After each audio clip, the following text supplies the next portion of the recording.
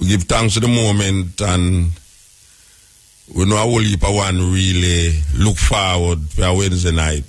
Now we hear a whole heap of one look forward to Thursday afternoon.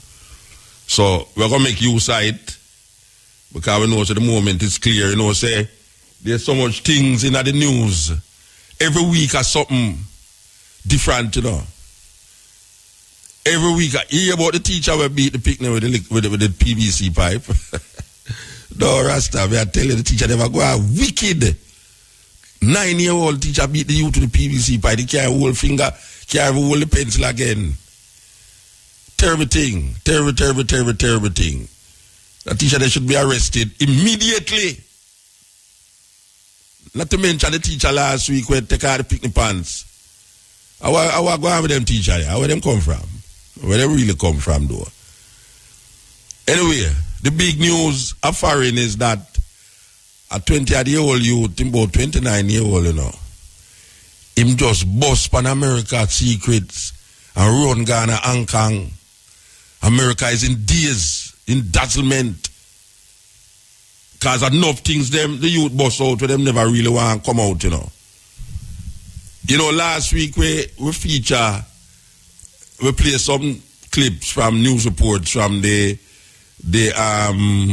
what them call it, Boston Marathon bomber or bombers whatsoever. Well, that one, you know, seem to evil overshadow this Boston bomber thing, you know.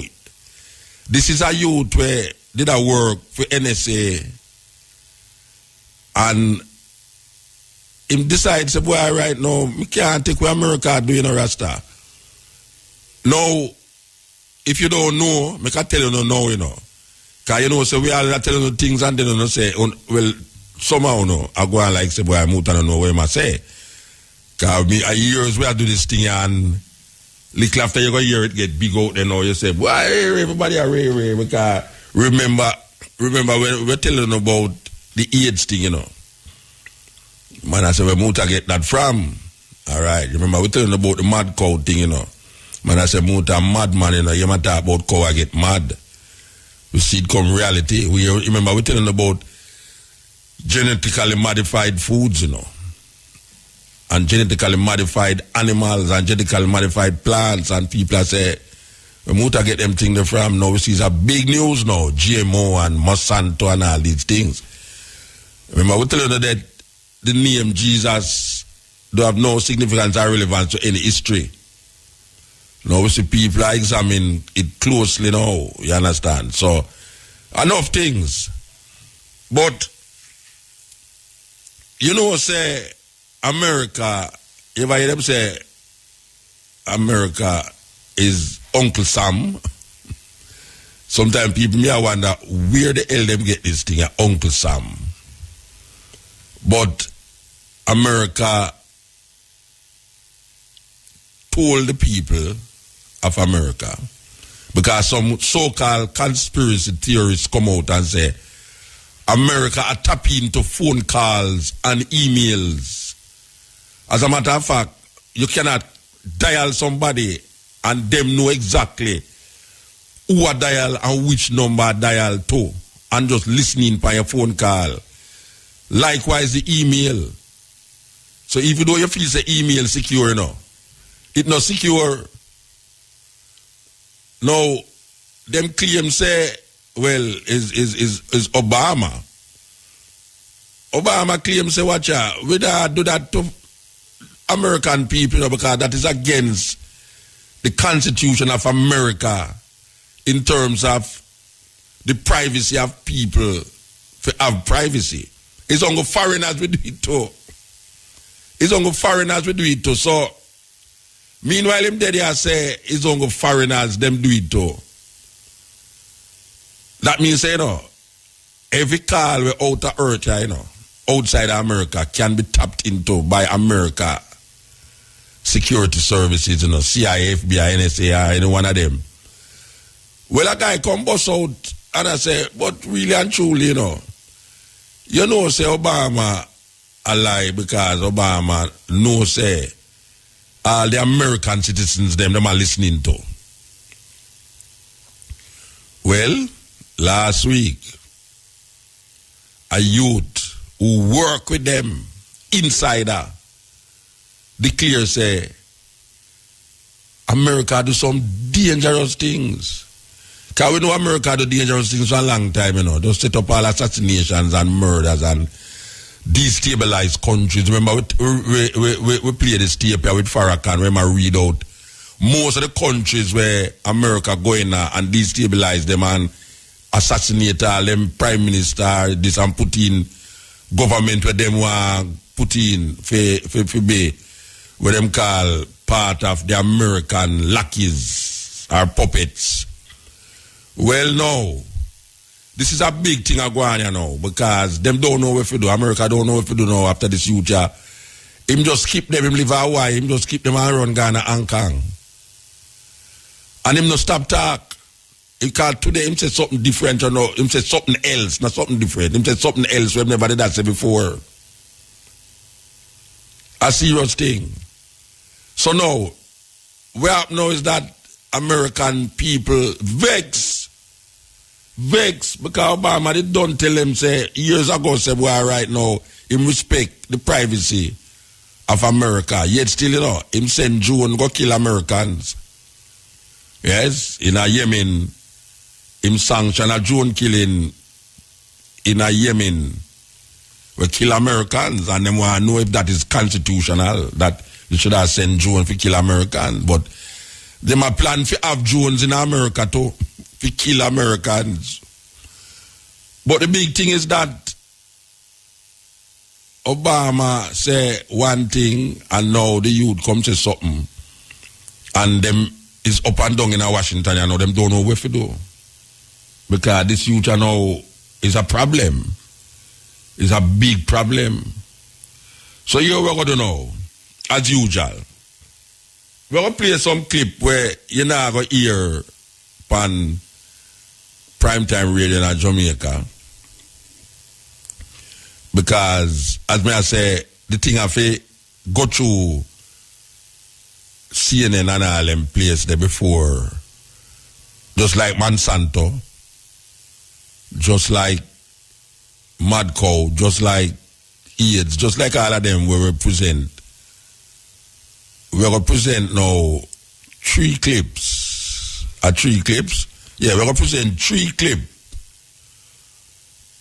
One of them is Obama reassure the American people about him not creeping in upon Americans' privacy. And then we're going to go down the line and play some other ones where the reaction to this man perpetually telling the people them one thing. And now people now is, you have groups of Americans right now in America who was totally Obama. Now them declaring that Obama worse than Bush. No, I don't know it, but we never, watch a man. Me not say you know Rasta because we attack them things from the first time him get elected. And where we are him, so we are say, look here, all the alabaloo, here all man a sing song about this and that and that and that, you know. You see America now, you never talk about a black man, the president. America. And me I say that, and maybe all 100 years them do it, you know, but me I say it right now. America will never allow a son of a slave to rule them. What me say? What I say America will never allow the son of a slave to rule them. You understand? And all we say go on is set this. Whether you want to see a conspiracy theory or not, all that you is to go on, them things are set up for redirect the people them. Because it's during the time of all the Iraq war that go on all them things, them realize say, boy, right now America is really in a bad state with the world. Them need a face. Them need a face in front of the world now, if you say, soften the kind of feeling where people did have because of Bush and all the other people, them, the neoconservatives and all these people were they behind him. They behind Bush. So them need a soft face. And the one where them choose is Obama. Obama bring back America popularity worldwide and in America. Now, it's amazing. It's amazing that I hear some serious liberals in America right now. Some ones where it's unbelievable that they must say, when they must say about Obama, you know. It's unbelievable that they must say these things about Obama. It's like, you know, when I want to disappoint you, and you get disappointed, it's like him become your worst enemy, you know. Yes. It's like him worse than the man who you did a fight against for bringing this man here. Yeah, him worse than the man there according to how them a look upon him now. So here we're going to know. We're going to look for this clip. We want to reflect on something because people seem not to understand how things work certain way, you know. But you see the people them who you call, the people that call them prophet, like in the Bible now. The prophets them. And when I want to say I want prophesy, it means he might tell you something where going to happen, where the normal person who love them kind of don't understand why him say it going to happen. But him know say it going to happen, and it is given over to some. That is if you want to trick the people. If you want make people look by you in a very high way, a man of God and them thing there, you will tell them, say, it's God give you that premonition, that the feeling that this is going to happen. So the uneducated and the ignorant, when them see it happen, them give power to you, them give you more power. As a matter of fact, them class, you know, as a prophet, as a man of God, because you say something and come to pass. Now, you see, in the olden days when man says things and it come to pass, these men who saying these things, you know and understand certain things, whether by nature or by politics. Them know the political standing of where them is, and them know in terms of knowing nature. It's like indigenous people. Indigenous people understand nature more than the Western mind. Be so powerful, what you call metropolitan mind, concrete jungle mind. So when the concrete jungle mind enter the indigenous culture, and the indigenous culture, the person in an indigenous culture say, look here, you see tomorrow rain a go fall, or you see tomorrow rain a go happen.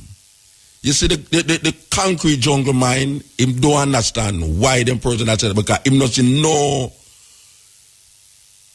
no evidence of this thing why happen. So you see when it happen, the next day or 1 month time, all right. For instance, now a man in the indigenous culture, maybe now people know these things, but there was a time when indigenous people say the rainy season, rain will come at a specific time, like rain will come, like how we say rainy time is May and October. You see, a man who is not into the consciousness of nature and how nature run, you see, if rain fall in a May, him have you as a serious prophet and a man of God, you know. Because you say rain did go fall and rain fall. Oh, you know say rain go fall. You know rain go fall through the experience of the culture. It's the culture that help you to project or analyze what is going to take place down the line. But when a man don't understand it, And when a man see it happen, him give power to the person who predict or who prophesy this thing. So him say, boy, this man is a man of God, you know. Because see the man say rain is going to fall in May, and see rain fall. You see the man say rain is going to fall in October and rain fall. Which part him a come from? Him do have a clue about that. And if you're ignorant, and if you don't learn it by experience, the man say if you chop the bamboo when sun, moon a shine, couple months down the line, your house going to go rotten. I say a foolish matter. What you talk about? How him know say bamboo go rotten? Bamboo not rotten. Boom. You chop down the bamboo, build your house when sun when moon shine. Bam. Down the line, your house rotten. You say rotted. You know say the man did tell me say the thing did I go rotten and I never listen to him. How him know that? I must say God put him there so to say that, you know.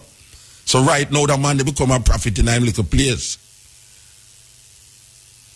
Now we see something technologically advanced now. We see some science and technology advanced certain what we call things that we don't have to know work with prophecy. But we learn how for experience now and we learn how for science and technology. So when a man say clouds, the clouds dark, it means say rain go fall. Him can project say, well, you know, say the hurricane a move this so, the hurricane a go move this so, or the hurricane now go this so, or whatsoever. Him can use certain scientific approach to decide that. So we don't have to go into the prophets again. There's no prophets about the place. All the prophet them about the place right now is some ignorant people. Them a work off, but them a work off for the ignorance of the people. You know, see it. Most of them preacher where you talk about them is prophet this and prophet that and prophet this and prophet that. It's ignorance. Them a work off for. Them work off. Them suck the blood, the thinking of the people them and play upon it. But the supernatural nature or the superstitious nature of the people. So through the people them feel say them have a connection with God. Anytime them say certain things, the people them say, yes, see there, him a the preacher, you know, him know what him a say, him a prophet this and prophet that. Because him can see the future. Him can tell you what going to happen in the future. And many little countrymen can tell you what going to happen in the future. And when I talk about Obia man, now we are dealing with man who have experience of time. Because it's age. Age, show you that. A little teenager can't know that. A 20-year-old youth can't know that. Because it take a... That's why certain people know certain things. Through experience of time. Time teach him. And the observation of this time. Some man observe things in surroundings and him know say, if him do this, that going to happen. If him don't do that, that not going to happen. So, him and that down to the village. Him say, look here, don't do this. Because if you do this, this going to happen. And you see when you go against what him say, and the thing happen where him say going to happen, you say, ratted. I should have listened, you know. This man must be a man of God. And it have nothing to do with no God, you know. It have something to do with the man wisdom and understanding based upon him experience. Based upon him age. Age, teach, wisdom. So, a man come and him name the president of America, you know, and you have president set already. That's why when you go court and you bring up something where nobody never hear about it, them say, yeah, but it done set already. There's a precedent for what I'm going to say. And there's a precedent for this happening. And then refer to a case way down the line where happened years ago. For sure, say, there's a precedent set already for this, you know. So don't make it sound like, say, when me I talk about just now, it's a new thing. Because me I show you, say, at a court hearing in the year that One man they do that, and then come up with that, and say, see there, that is set already. So you use history for base up of your present knowledge or fullness of where you want to bring cross. So history is very important too. History, very important, even though people don't connect how history relate to what them do now and how them view the world. Because it's history make we view things how we view it. Our environment is created by a historical event that take place, even yesterday. So, we're looking at history and we see there was a time when Greece was a world power. Greece, European we are talking about now. When I go here in Africa, we just are stuck in Europe. Greece was a world power. Where Greece have a man named Alexander the Greek who go in what them call Iraq, Iran, Egypt, all of them places there, and manipulate, control, kill, murder, plunder, whatsoever them do, and become a great world superpower.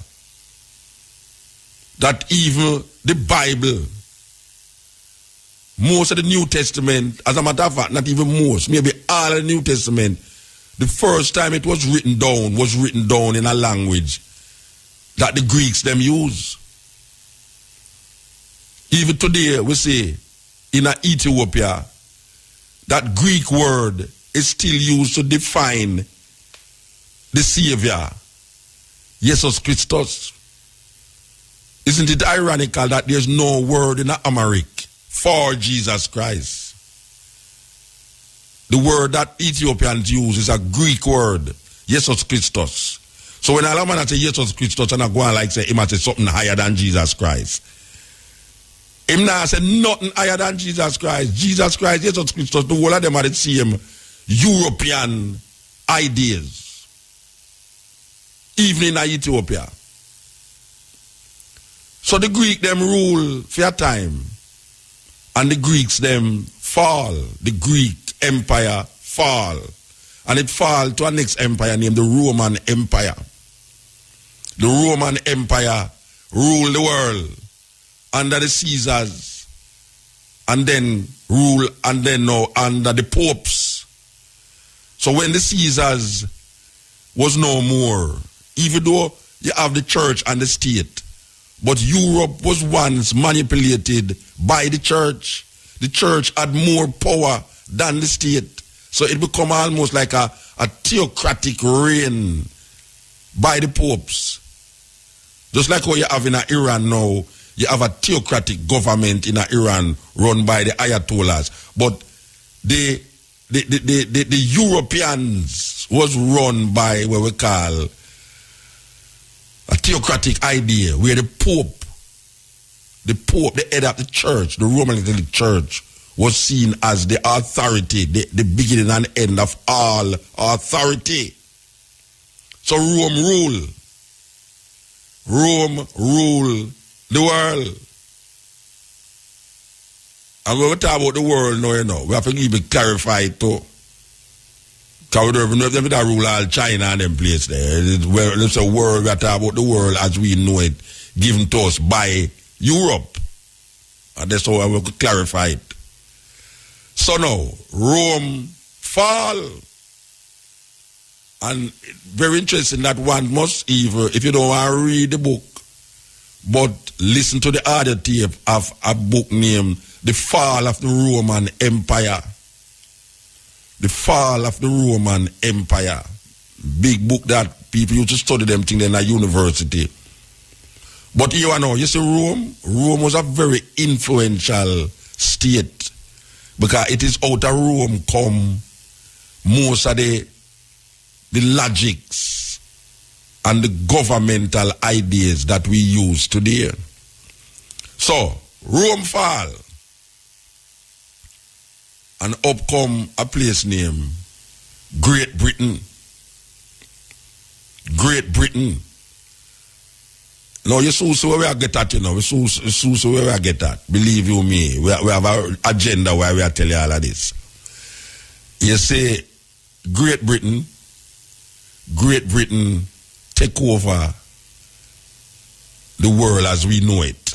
We can say the world as we know it. That Great Britain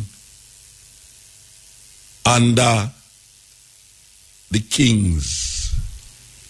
Because I remember saying, no, Great Britain break away. Because when you talk about the power, now the power lie in the church. So when the paper say, or the Pope rule, what them call Christendom, because I remember used to call it Europe, them call it Christendom. And when the popes them used to rule, you have some guys will rise up and feel say, them no deal with where the Pope are deal with. So one such guy was Henry VIII, and Henry VIII, and you have this guy named Martin Luther, not to be mixed up with Martin Luther King out of America, but Martin Luther out of Germany. And Martin Luther break away and get what you call the Protestant. And Martin Luther give you the idea of this 666, where you hear holy pa man and whole lamp pan. And then you have now the Anglican Church, which is the Church of England. This is where the break will come. So Britain become a state in itself, and them start to explore land, capture land, manipulate land, people. So we would now therefore say now Britain become a world power. And based upon religious persecutions, a whole heap of people out of that island, yes, Britain, Scotland and Wales, out of that island, and persecution start, a lot of them did have to come out of that island, the British Isles, and them end up in America. And British rule. And then we see, well, we want to declare that the fall of the British Empire, it fell where Britain was no longer the chief manipulator of what politically, socially, and economically take place in the world. Even though we say the Pope still manipulates certain things, but America, the power was given to America. So America become the superpower. And America is a superpower.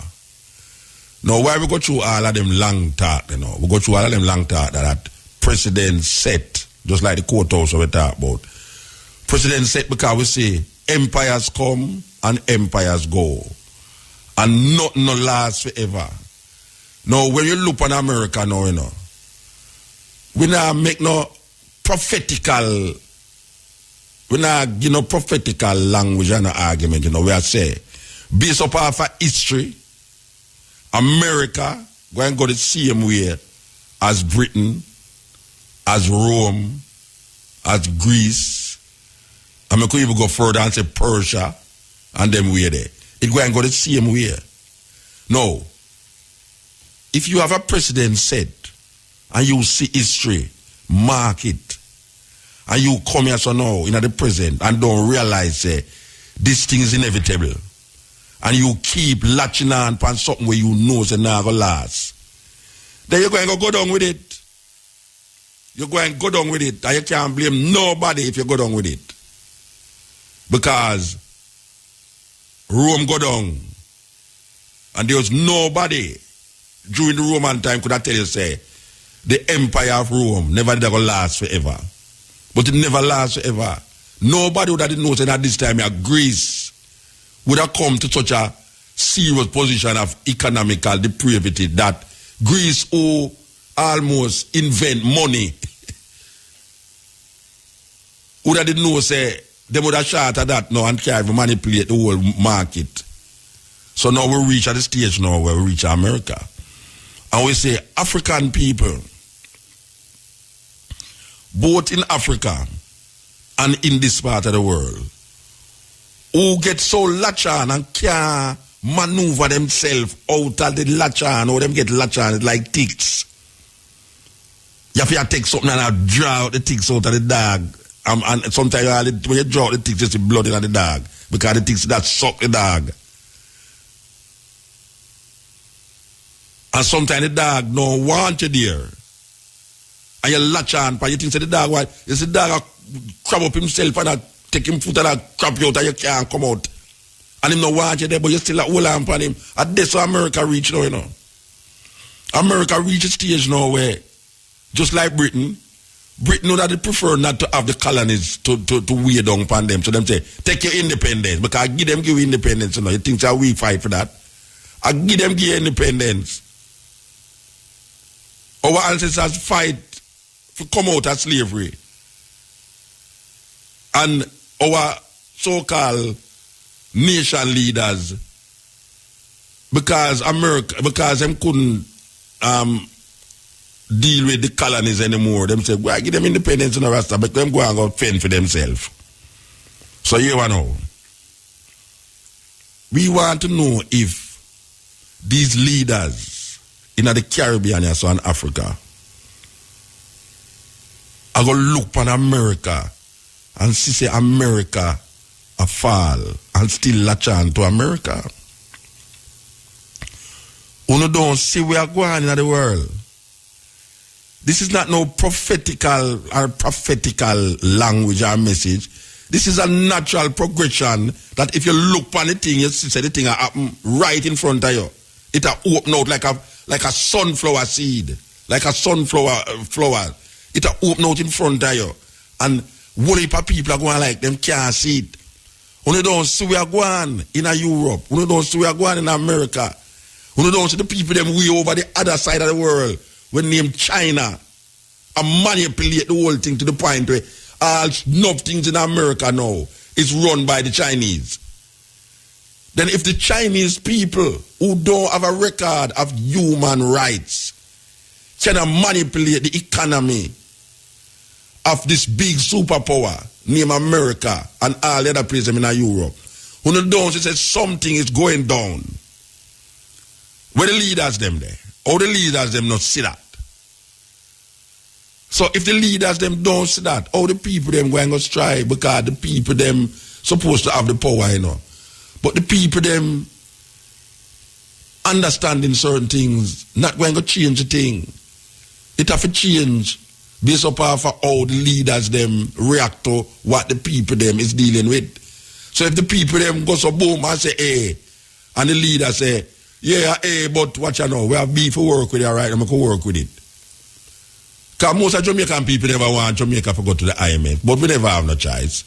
I mean, we have a choice, but who are listen? Nobody now listen. Peter Phillips say, I go IMF, you know, business where you are, say.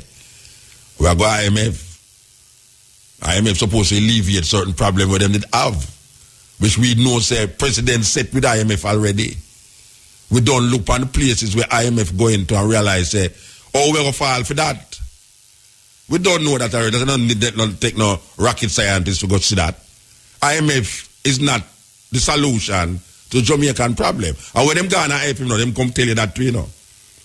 Because the Prime Minister, they come tell you say IMF is not the solution to the Jamaica problem, you know, but them still go there because them have feel say, boy, that can alleviate some of the problems. And look where going now since them go to the IMF. Look how much pronouncements are made by the ministers and this and that and how much cutback and how much this and how much things. This thing is known already. We don't know so them things that we go through this already. We go through all of them things already with them. So all we are going like said, it not happening. It happened already. You must use history for mark where you're there now.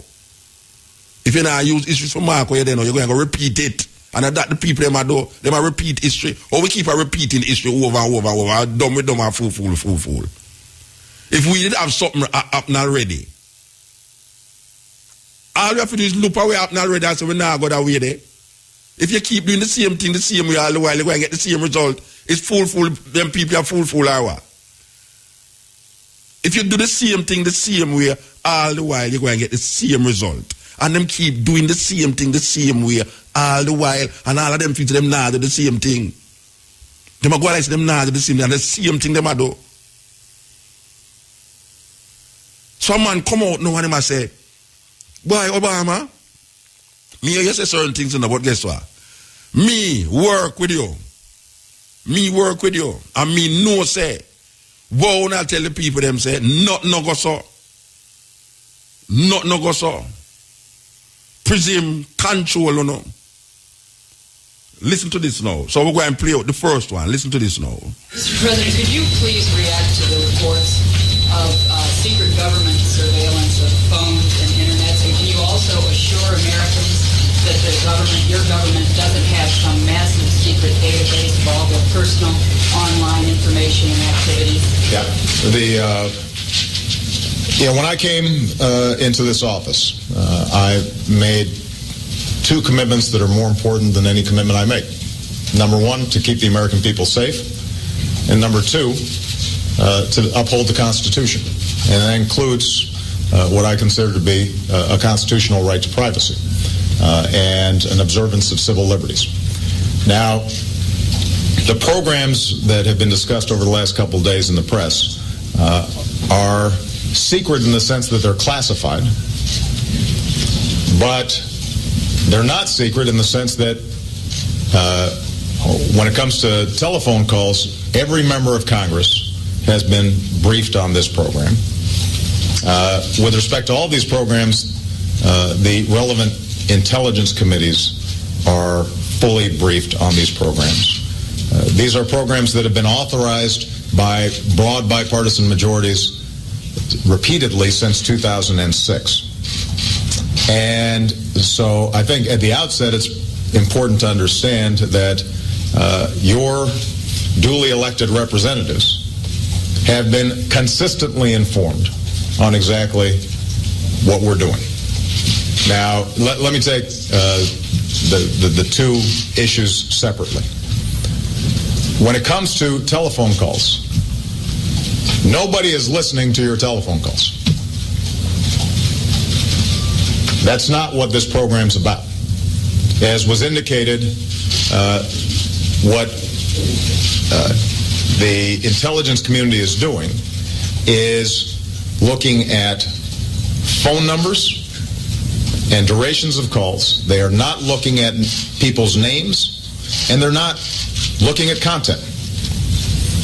But by sifting through this so-called metadata, they may identify potential leads with respect to folks who might engage in terrorism. If these folks, if the intelligence community then actually wants to listen to a phone call, they've got to go back to a federal judge, just like they would in a criminal investigation. So I want to be very clear. Some of the hype that we've been hearing over the last day or so, nobody's listening to the content of people's phone calls. This program, by the way, is fully overseen not just by Congress, but by the FISA court, a court specially put together to evaluate classified programs to make sure that the executive branch or government generally is not abusing them and that it's being carried out consistent with the Constitution and rule of law. And so not only does that court authorize the initial gathering of data, but I want to repeat, if anybody in government wanted to go further than just that top-line data and wanted to, for example, listen to Jackie Combs' phone call, they'd have to go back to a federal judge and indicate why, in fact, they were doing further probing. Now, with respect to the internet and emails, this does not apply to U.S. citizens, and it does not apply to people living in the United States. And again, to U.S. citizens, and it does not apply to people living in the United States. And again, in this instance, not only is Congress fully apprised of it, but what is also true is that the FISA court has to authorize it. So, in summary, what you've got is two programs that were originally authorized by Congress, have been repeatedly authorized by Congress. Bipartisan majorities have approved them. Congress is continually briefed on how these are conducted. There are a whole range of safeguards involved, and federal judges are overseeing the entire program throughout. We've also set up an audit process when I came into office to make sure that we're, after the fact, making absolutely certain that all the safeguards are being properly observed.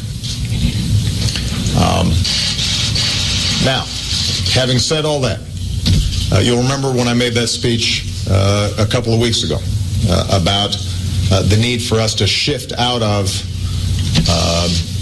a perpetual war mindset. I specifically said that one of the things that we're going to have to discuss and debate is how are we striking this balance between the need to keep the American people safe and our concerns about privacy. Because there are some trade-offs involved. I welcome this debate, and I think it's healthy for our democracy. I think it's a sign of maturity, because probably 5 years ago, 6 years ago, we might not have been having this debate. And I think it's interesting that there's some folks on the left, but also some folks on the right who are now worried about it, who weren't very worried about it when it was a Republican president. I think that's good that we're having this discussion. But I think it's important for everybody to understand, and I think the American people understand, that there are some trade-offs involved.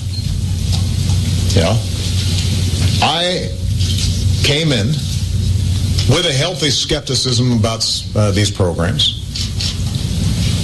My team evaluated them. We scrubbed them thoroughly. We actually expanded some of the oversight, increased some of the safeguards.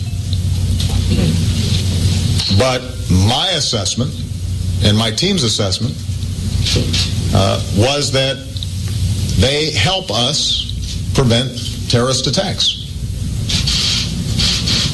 And the modest encroachments on privacy that are involved in getting phone numbers or duration without a name attached and not looking at content, that on net, it was worth us doing.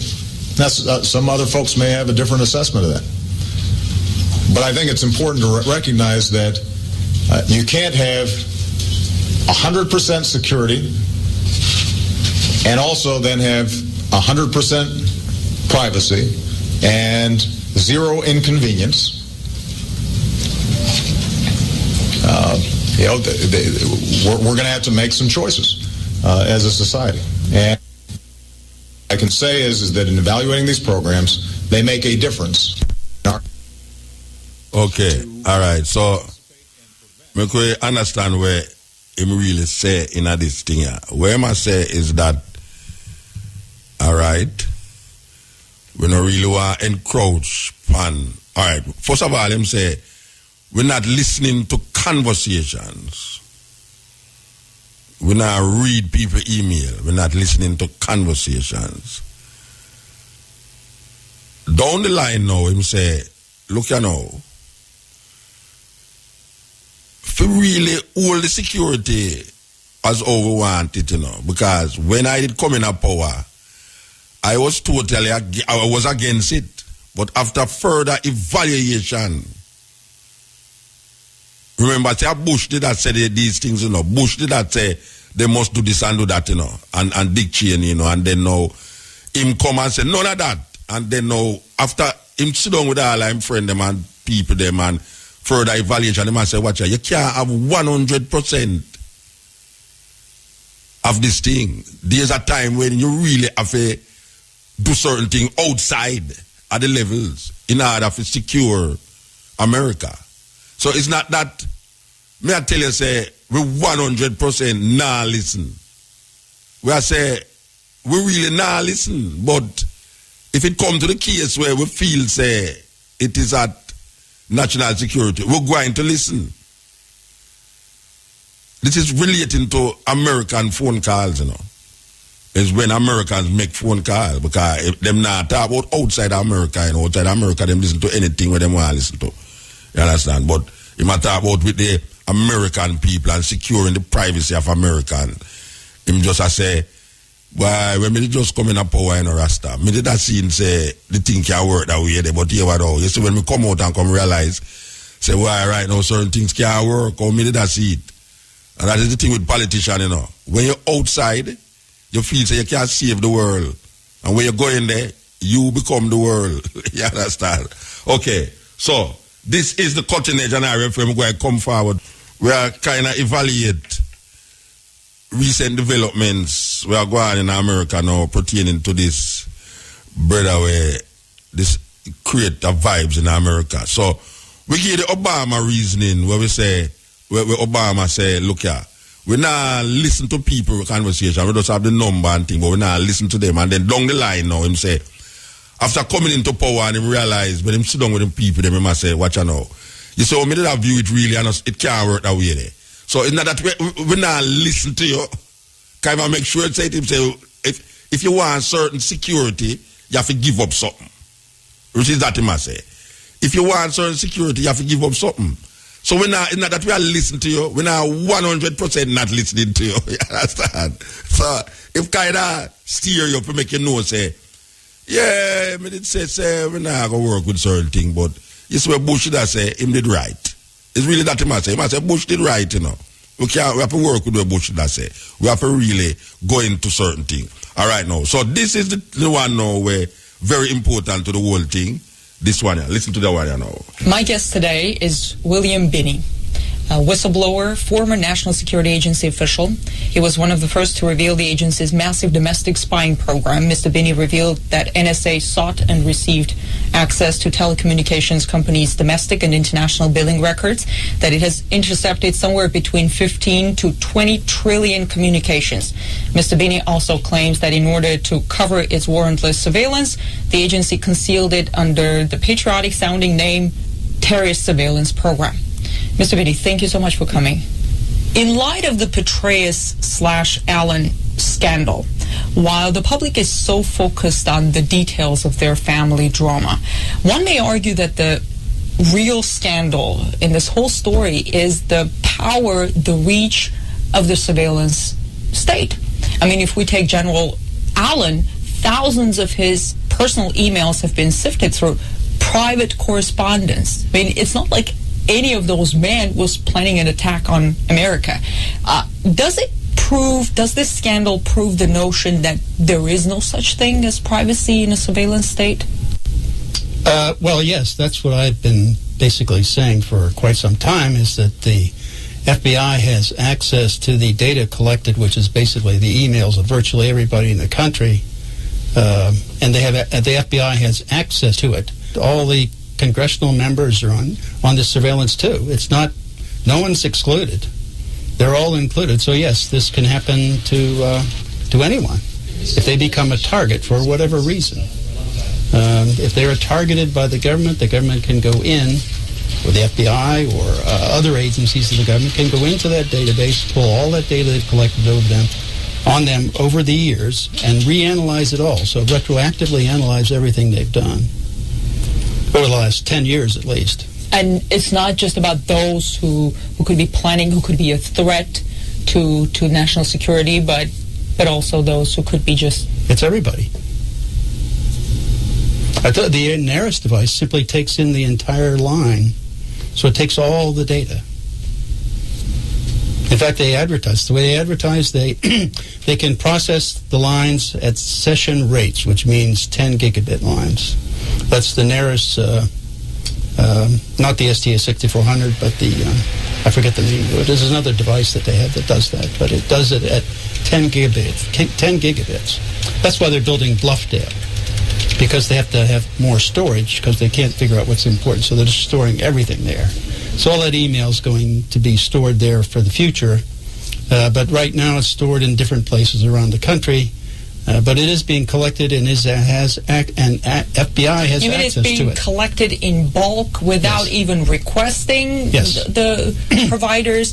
And then what about Google, releasing this biannual transparency report and saying that the government's demands for personal data is at an all-time high, and for all of those requests in the U.S., Google says they complied with the government's demands 90% of the time. But they're still saying that they're making the requests. It's not like it's all being funneled into that storage.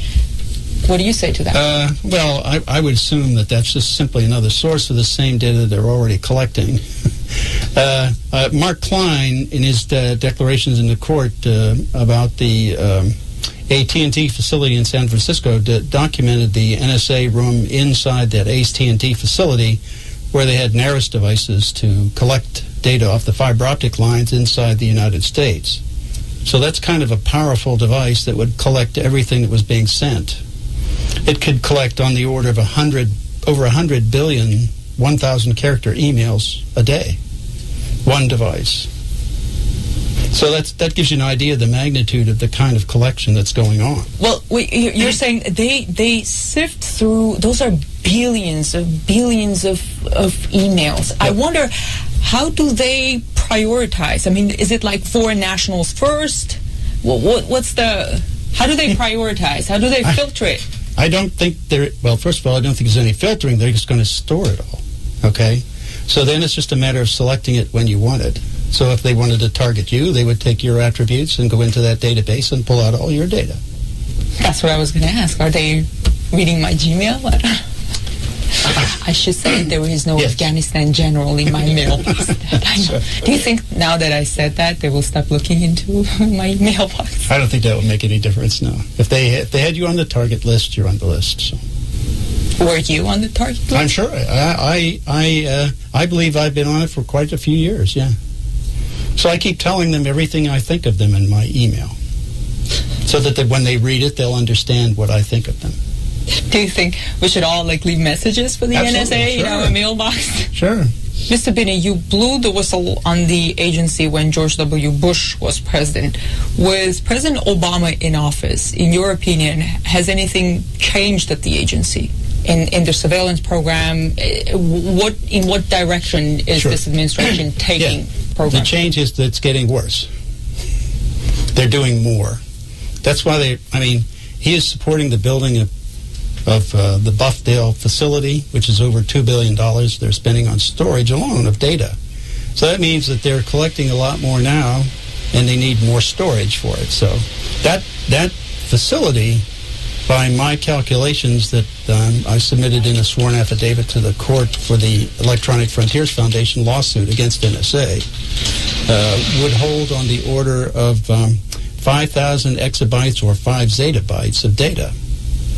Just that current storage capacity that's being advertised on the web that you can buy currently. And that's not talking about what they have in the near future.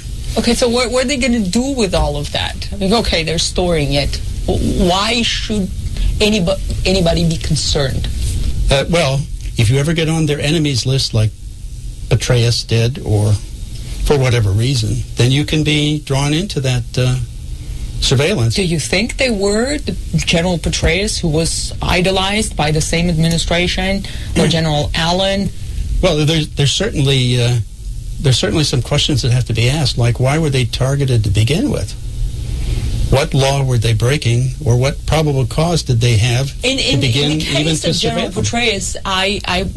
one would argue that there could have been security breaches, something like that. But with General Allen, I don't quite understand, because what they were looking into were his private emails to this woman, and. Well, that's the whole point. Yeah, the whole point is what probable cause from the beginning. And why did they? I'm not sure what the internal politics is. Yeah, well, that's part of the problem. This government doesn't want things in the public. It's not a government, a transparent government. So whatever they're doing, whatever reason they had to motive, and whatever the motivation was, I'm not privy to it, so I don't really know. But I certainly think that there was something going on in the background that made them target those fellows. I mean, otherwise, why would they be doing it? There is no crime there. It seems that the public is divided between those who think that the government surveillance program violates their civil liberties and those who say, I have nothing to hide, so why should I care? What do you say to those who think that shouldn't concern them? The problem is, if they think they're not doing anything that's wrong, they don't get to define that. The central government does. The central government defines what is right and wrong and whether or not they target you. So it's not up to the individual, even if they think they're doing something wrong. If their position on something is against what the administration has, then they could easily become a target. Tell me about the most outrageous thing that you came across during your work at the NSA. The violations of the Constitution and any number of laws that existed at the time. That was the part that I could not be associated with. That's why I left there. They were building social networks on who was communicating and with whom inside this country, so that your entire social network of everybody, of every U.S. citizen, was being compiled over time. So they're taking, from one company alone, roughly 320 million records a day. That's how, over time, that's probably accumulated up to close to 20 trillion over the years. The original program that we put together to handle this, to be able to identify terrorists anywhere in the world and alert anyone that they were under jeopardy, would have been able to do that by encrypting everybody's communications except those who were targets, so that in essence you would protect their identities and the information about them until you could develop probable cause. And then once you showed probable cause, then you could do a decrypt and target them. And we could do that and isolate those people all along. That wasn't a problem at all. There was no difficulty in that. But it sounds very difficult and very complicated. Easier to take everything in and... No, it's easier to use the graphing techniques, if you will, of the relationships for the world to filter out data, so you don't have to handle all that data, and it doesn't burden you with a lot more information to look at than you really need to solve the problem. So, do you think that the agency doesn't have the filters now? No. You have received the Callaway Award for civic courage. I congratulate you for that. Thank you. On the website, in the press release, it says it is awarded to those who stand up for constitutional rights and American values at great risk to their personal and professional lives.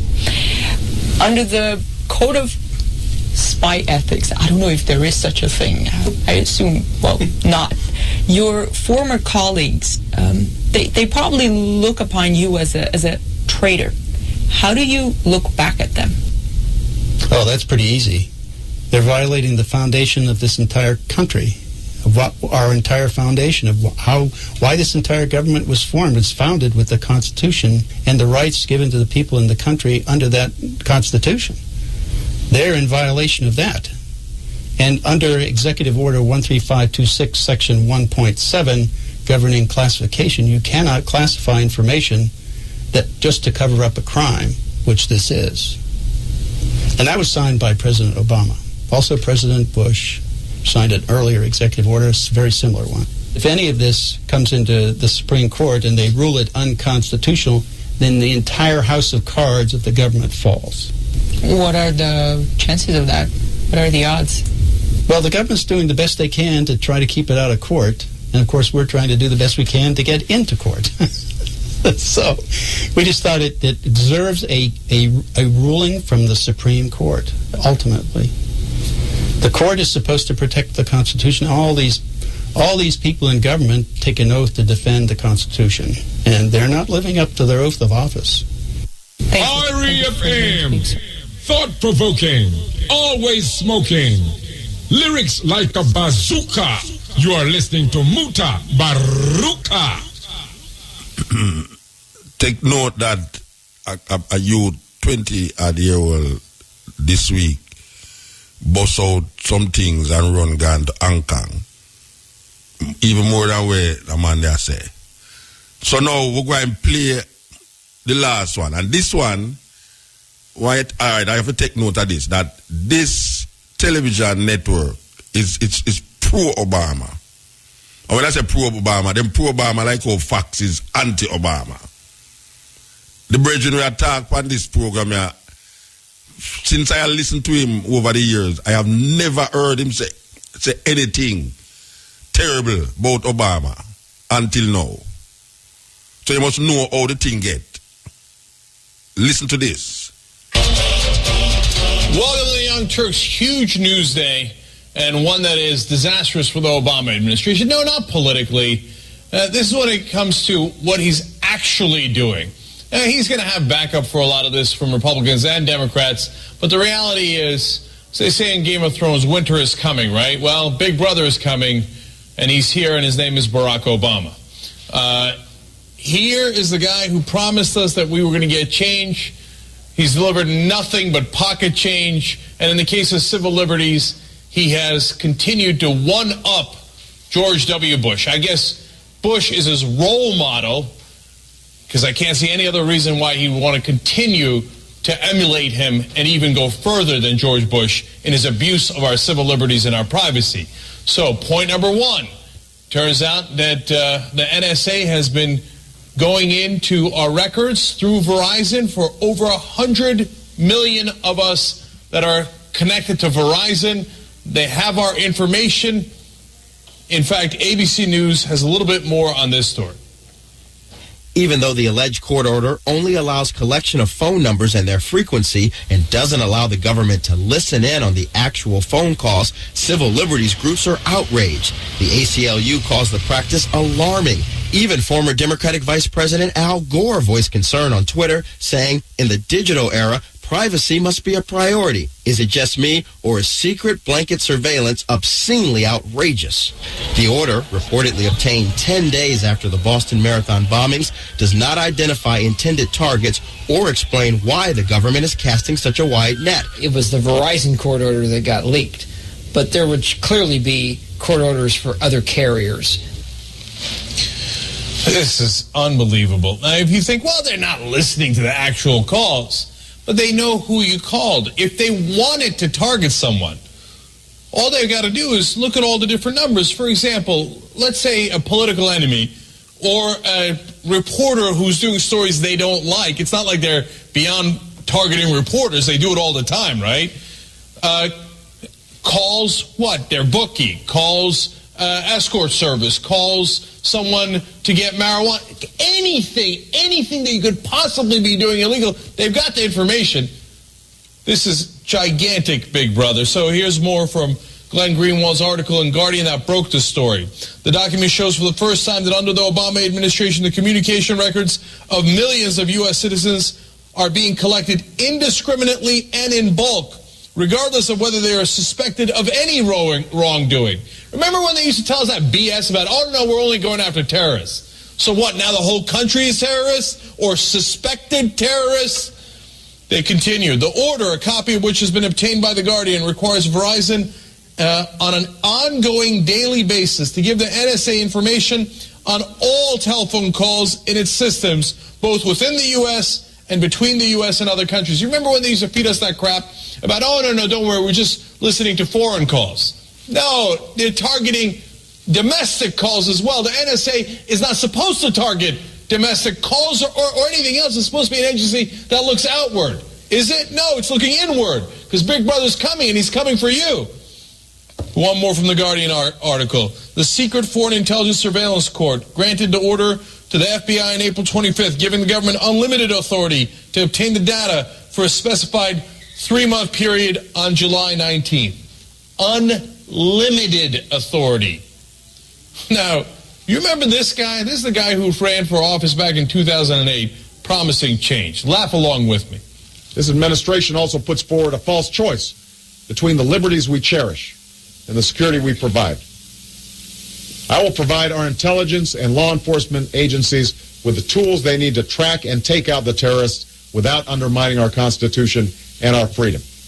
That means no more illegal wiretapping of American citizens. No more national security letters to spy on citizens who are not suspected of a crime. No more tracking citizens who do nothing more than protest a misguided war.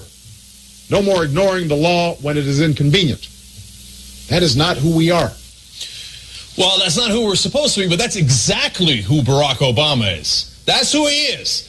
Change. He was. Look. People sometimes say, "Oh, no. He never promised not to spy in on you." Yes, he did. He promised it right there in the 08 campaign. So, like, this is supposed to be a big faux pas, and like, oh no, don't do it. He lied. It's not subtle. He said there will be no spying on citizens who are not suspected of a crime. He lied. There is spying on all of us, and we are not suspected of a crime. Barack Obama is a liar. Can I make it clear? Like, that's like a big thing to say, oh my God, wow, he just called a politician a liar. Yes, Obama's a politician, he's Big Brother, and he's a liar.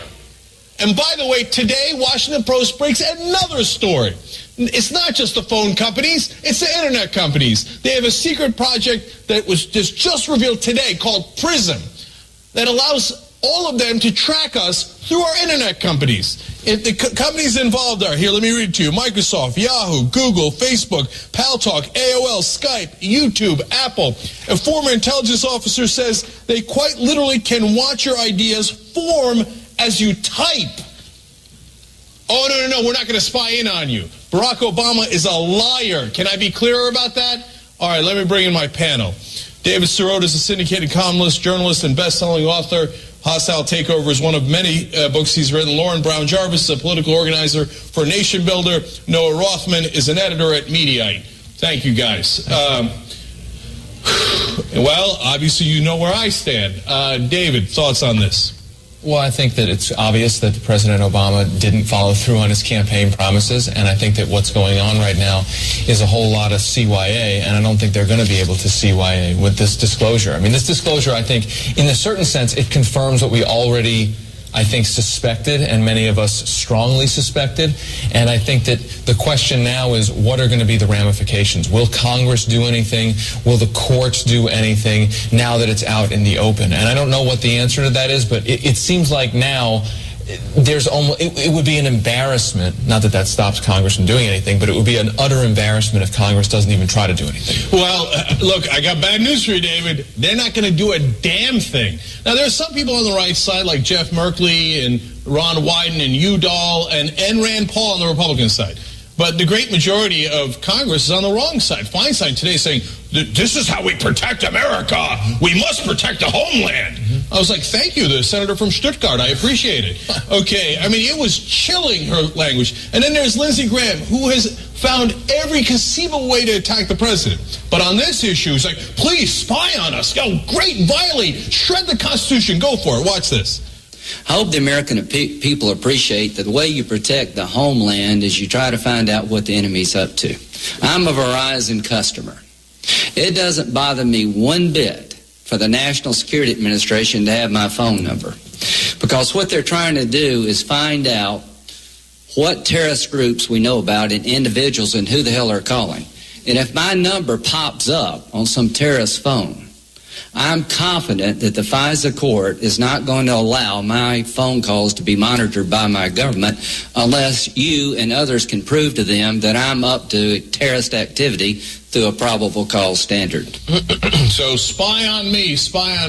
And, you know, democracy, the republic, ends to thunderous applause from our Senate and our House in a lot of ways. Noah Rothman, you're a conservative. I'm curious as to what your take on this is. Well, we've heard that this could have contributed to the thwarting of a terror plot, and that's very significant. If that's true, and that needs to be confirmed, obviously, that's something that you shouldn't just dismiss outright. On the other hand, politically, and you had said in the beginning of the show that this may not be politically damaging for the White House. I'm not sure if it is.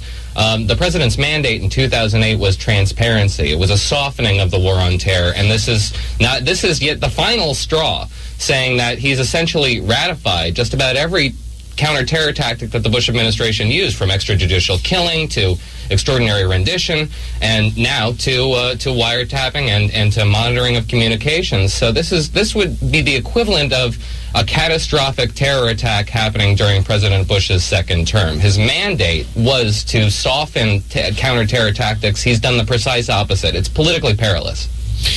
Lauren, I'm going to ask you the hardest question of all. Who is this guy?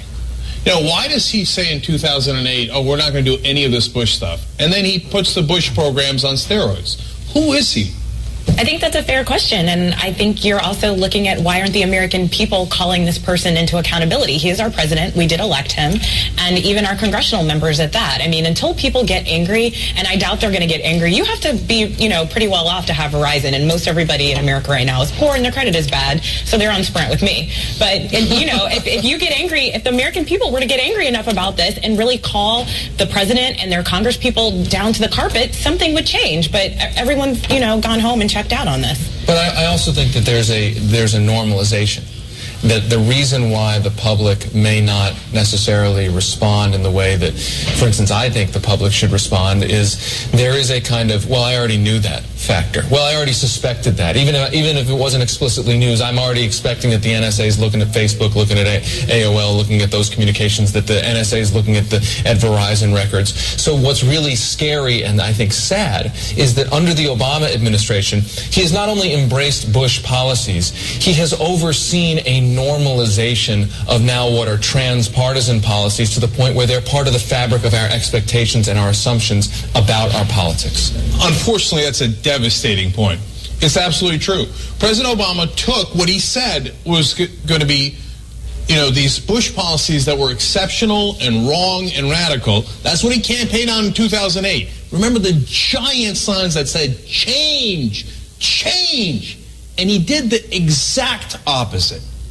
Instead of change, he brought continuity. And, you know, sometimes you say, all right, well, look, instead of warrantless spying, I'll get a warrant to do of basically 300 million people. Because, Lauren, I got news for you. They're also looking into Sprint.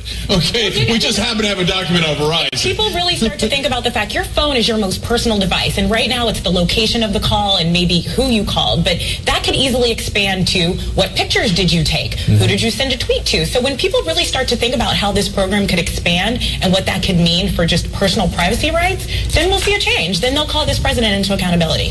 Here's the only chance we have is if they actually target other powerful people. If they do this to rich people, you know, because through PRISM, they can look it on your Skype calls. I mean, there's the intelligence officers saying, we're looking at what you're typing even if you don't send it. Right. Okay? If they do it to rich people, they do it to powerful people like senators or congressmen, or they overwhelmingly do it to the media. Not media like Glenn Greenwald or David Sirota or anything like that. No, they do it to CNN. Then we're going to have an issue. Otherwise, they can do it to us all day long, and the powerful all agree we should have no rights. No, it's a terrible day for the Obama administration. And I know they're cavalier about it, and they love to, you know, punch progressives and kick them and call them names and then, like, be proud of being right-wing and, oh, yeah, I can out-Bush. And they think that's such a brilliant move in Washington. But I got news for you. One day when you lose your base and the right wing continues to attack you viciously and overwhelmingly on stuff that isn't even true, they don't attack on this stuff. They attack on nonsense. Well, then you got nobody to back you up. So, okay, you're all right today. Come back and talk to me 2 years from now when you've devastated your base and the right wing is still attacking. Let's see what happens then. Because then it becomes personal for Obama. Because his glory would be in danger. Then that'll be an interesting moment. Look, on this show we try to bring you the truth no matter how sometimes ugly it is and sometimes it's wonderful, okay? R-E-F-M, thought-provoking, always smoking, lyrics like a bazooka. You are listening to Muta Baruka.